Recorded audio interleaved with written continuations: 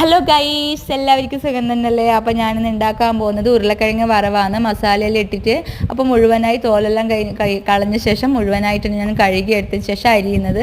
സവോളയും പച്ചമുളകും വേറെ അരിഞ്ഞു വെക്കുന്നുണ്ട്.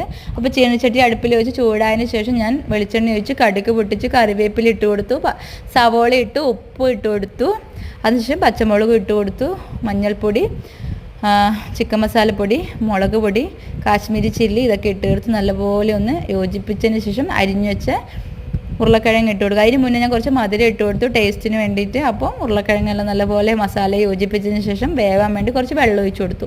അപ്പോൾ അതൊന്ന് നല്ലപോലെ ഒന്ന് വെന്തോട്ടെ അതിന് ഞാൻ മൂടി വെച്ചു. അപ്പോൾ എനിക്ക് വിശന്നിട്ട് കഴിയുന്നില്ല, അതുകൊണ്ട് ചോറ് എടുക്കുമ്പോൾ പുളിശ്ശേരി മാത്രമേ ഉള്ളൂ. അപ്പോൾ അന്ന് ഞാൻ വിചാരിച്ചു ഉരുളക്കിഴങ്ങ് ഇങ്ങനെ ഉണ്ടാക്കാമെന്ന്. അപ്പോൾ ഞാൻ ഉരുളക്കിഴങ്ങ് റെഡിയായി ചോറ് കഴിക്കാൻ വിചാരിച്ചു. ചോറും പുളിശ്ശേരിയും ഉപ്പിലിട്ട മാങ്ങയും ഉരുളക്കിഴങ്ങ് മസാല എല്ലാം കൂട്ടിയിട്ടാണ് ഞാൻ ചോറ് കഴിക്കാൻ പോകുന്നത്. അപ്പോൾ അമ്പൂട്ടനും ഞാൻ 10 മിനിറ്റ് മുന്നേ ഉരുളക്കിഴങ്ങ് പുഴുങ്ങിയതും ക്യാരറ്റും പുഴുങ്ങിയതും കൂടെ കൊടുത്തിട്ടുണ്ടായിനി. അപ്പോൾ എനിക്കാണെങ്കിൽ എണീച്ച് നിൽക്കാൻ കഴിയുന്നില്ല ഗൈസ്. ഷുഗർ ഇല്ല, പ്രഷറില്ല, എല്ലാം കുറവാണ്. അപ്പോൾ രക്തക്കുറവാണ്. അപ്പോൾ ആയുർവേദത്തിൻ്റെ മരുന്ന് കഴിക്കുന്നുണ്ട്. കണ്ണനും ഏട്ടനും പോയാൽ പിന്നെ എനിക്ക് ആരുമില്ല. അമ്പൂട്ടനെയും കൊണ്ട് സന്തോഷമാണ് ഗൈസ്. അതിന് പുറമെ ഭയങ്കര കുരുത്തക്കേടാണ്.